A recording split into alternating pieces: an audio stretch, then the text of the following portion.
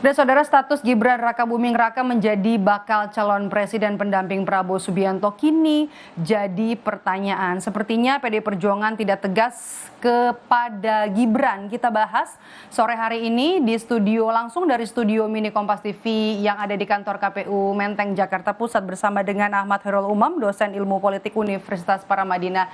Selamat sore. Selamat sore, Mas Umam. Langsung saja nih, Puan sebut Gibran ini hanya pamit. Belum mengundurkan diri. Apa yang bisa kita baca dari pernyataan ini? Ya, tentu kita mencoba untuk menahan diri dulu supaya kemudian tidak berspekulasi lebih lanjut. Artinya bahwa bisa saja per hari ini PDIP sedang berproses. Karena kalau misal kita merujuk pada kias atau semacam jurisprudensi dari putusan-putusan DPP PDIP sebelumnya, bagaimana putusan diberikan kepada Budiman Sujatmiko, Effendi Simbolon, Ketua DPD Maluku, Murad Ismail yang juga Gubernur Maluku, rasanya cukup tepat, tegas, dan juga pemecatan itu dilakukan secara terbuka.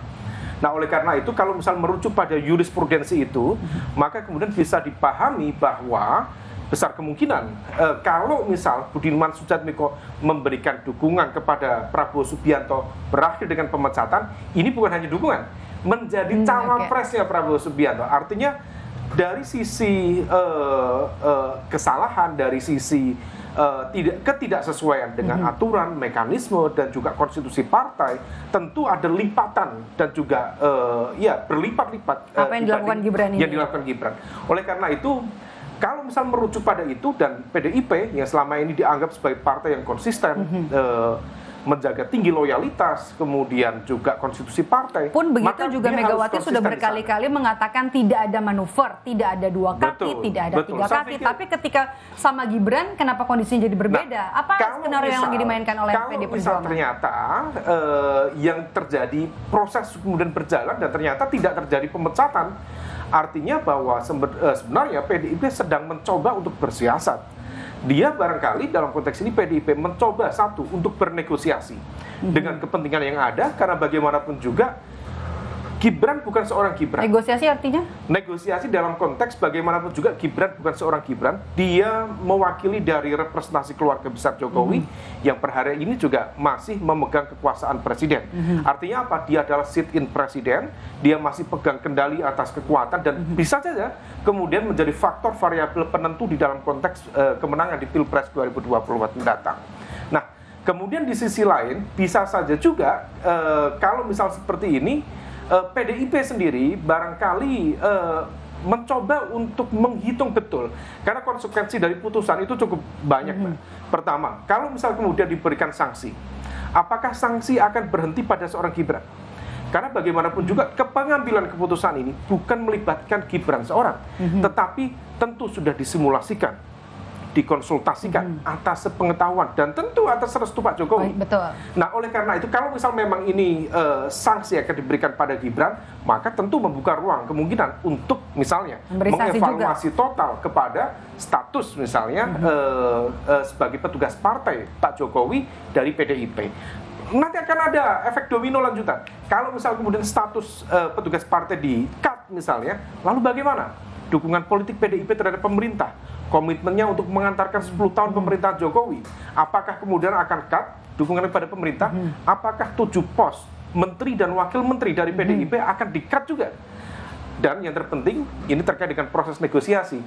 3 komposisi capres-cawapres itu hampir besar kemungkinan, most likely, akan meletakkan proses Pilpres ke dalam 2 putaran. Kalau misal kemudian salah mengambil positioning di fase awal, maka kemudian proses negosiasi untuk putaran kedua akan kesana. Mas Umam, tapi kalau misalnya kita lihat apa yang terjadi saat ini di PDI Perjuangan, menyikapi apa yang dilakukan oleh Gibran Rakabuming Raka jadi cawapresnya Prabowo Subianto, sepertinya PDI Perjuangan tidak sedang berada pada wataknya seperti biasa gitu, langsung tegas kemudian memberikan sanksi, apa terlalu takut memberikan sanksi, apa yang sedang dimainkan oleh PDI Perjuangan? Ya, hal itu menegaskan dan mengkonfirmasi bahwa PDIP sedang gamang, PDIP sedang gusar, terlalu banyak kalkulasi yang harus dilakukan. Barangkali salah satunya tentu akan cukup banyak konsekuensi dari setiap putusan, karena putusan ini akan memberikan impact kepada tadi putaran kedua dan putaran kedua akan menentukan apakah PDIP akan menjadi part of the government pada pilpres pasca pilpres mendatang, ataukah menempatkan PDIP di luar kekuasaan itu sendiri. Nah, situasi ini yang tampaknya membuat PDIP begitu gamang. Kenapa dan harus gamang? dihitung betul. Kenapa PDIP gamang? Kenapa PDIP harus gamang? Masih ragu Tentu harus disimulasikan betul. Kalau misal memang pernah konon sejumlah informasi spekulatif ya, Bu Mega konon menyatakan di hadapan jajaran elit PDIP, kita kalah tidak apa-apa, yang penting kalah terhormat. Mungkin dalam konteks komitmen perjuangan, dignity itu betul-betul dijaga tinggi oleh Bu Mega. Tetapi belum tentu kemudian di level elit PDIP kemudian siap dengan konsekuensi dari kekalahan.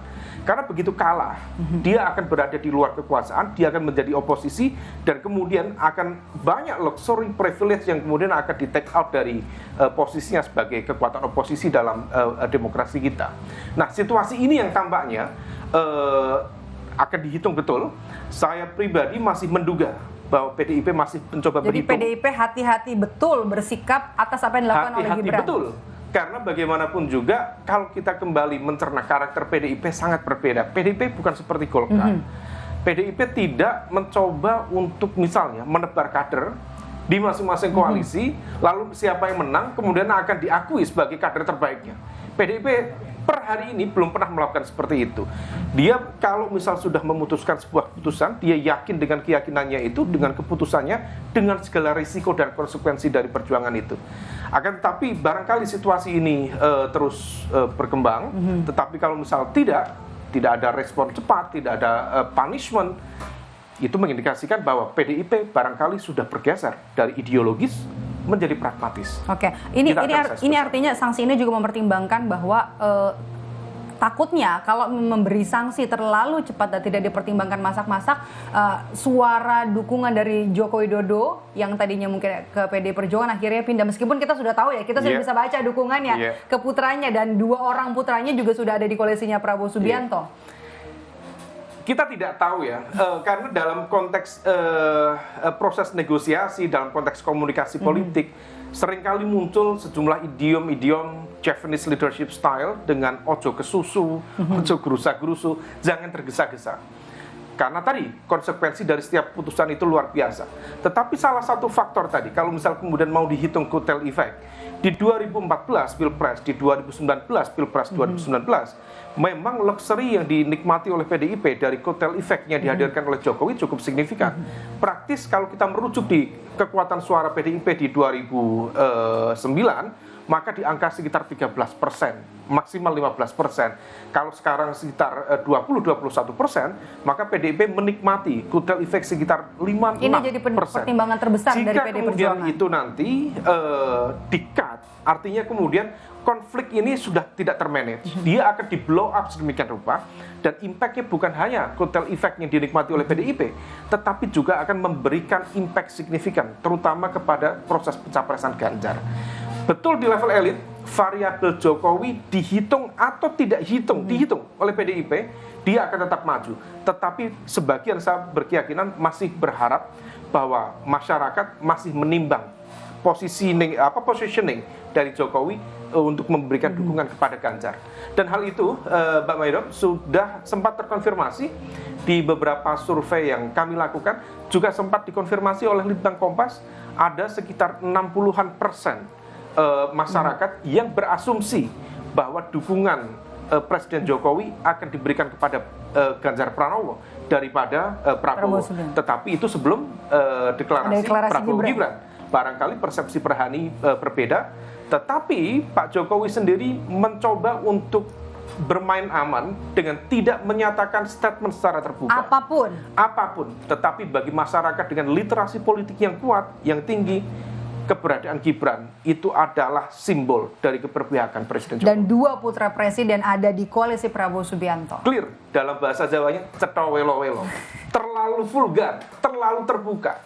Sudah terjadi. Dan PDI Perjuangan belum memberikan sanksi apapun kepada Gibran Raka Buming Raka, seorang putra presiden yang seperti kasarnya dicaplok oleh koalisi lain, dijadikan bacawa-pres pula. Ya, kalau misal kemudian memang betul PDIP kemudian memiliki mengalami perubahan karakter seperti itu, saya pikir akan kontraproduktif. Pride, harga diri, martabat, keorganisasian dalam konteks kepartaian PDIP yang selama ini betul-betul tinggi bisa terdelegitimasi di situ. Dan hal ini kemudian seolah menegaskan bahwa PDIP tidak memiliki keberanian untuk berhadapan-hadapan secara diametral dengan kekuasaan dan keluarga Jokowi. Kita lihat bersama. Kalau kita bahas soal etika politik, Puan juga sempat menyinggung soal etika politik. Prabowo kan pernah bilang kalau sudah punya rencana untuk ketemu sama Ketua Umum PD Perjuangan Megawati Soekarnoputri. Ini bakalan bisa terjadi nggak ketemuan ini setelah yang dilakukan oleh Gibran Raka Buming Raka? Ketemu atau tidak itu kan bergantung pada proses komunikasi. Rasanya agak mirip itu dengan yang dilakukan oleh Demokrat. Demokrat beberapa waktu yang lalu itu salah satu opsi pertama, konon kabarnya, menurut informasi spekulatif. Opsi pertamanya bukan Pak Prabowo, tetapi memberikan dukungan kepada Ganjar dan melakukan proses rekonsiliasi politik dengan PDIP. Tetapi ibarat tamu sudah mengetok berkali-kali, ada orang di dalam, tetapi tidak dibuka-buka. Akan bertemu nggak, Pak? Tentu tidak bertemu. Artinya apa? Kalau misal kemudian Pak Prabowo mengajukan proposal pertemuan, apapun. Tapi kalau kita membaca wataknya PD Perjuangan, wataknya PD Perjuangan sendiri, ini bakal ketemu nggak? Enggak. Per hari ini ada 2 layer. Layer pertama tentu di layer Bu Mega, layer kedua di layer Mbak Puan. Mbak Puan sendiri sebagai garda terdepan dalam proses komunikasi politik PDIP relatif jauh lebih progresif, lebih fleksibel, dan kemudian sudah membuka ruang untuk komunikasi itu. Apapun outputnya nanti, tetapi rasanya untuk level Bu Mega, beliau dengan segala kepercayaan diri, harga diri, martabat, dan mungkin barangkali juga bercampur dengan ego, rasanya tidak mudah untuk membuka pintu komunikasi dengan pihak yang selama ini barangkali merasa diselamatkan, tetapi seolah kemudian justru membalas susu dengan air tuba. Itulah faktanya. Faktanya apa yang sudah dilakukan oleh Gibran Raka Buming Raka, hasil deklarasi setelah kemarin deklarasi, dan sampai saat ini juga belum ada ketegasan dari PDI Perjuangan tentang pemilihan Gibran Raka Buming Raka menjadi pendamping Prabowo Subianto menjadi bacawa pres Prabowo Subianto di Koalisi Indonesia Maju. Terima kasih Mas Umam, dosen Ilmu Politik Universitas Paramadina, sudah bergabung, sudah datang langsung ke studio mini Kompas TV yang ada di kantor KPU. Dan usai jeda, saudara, Rumah Pemilu akan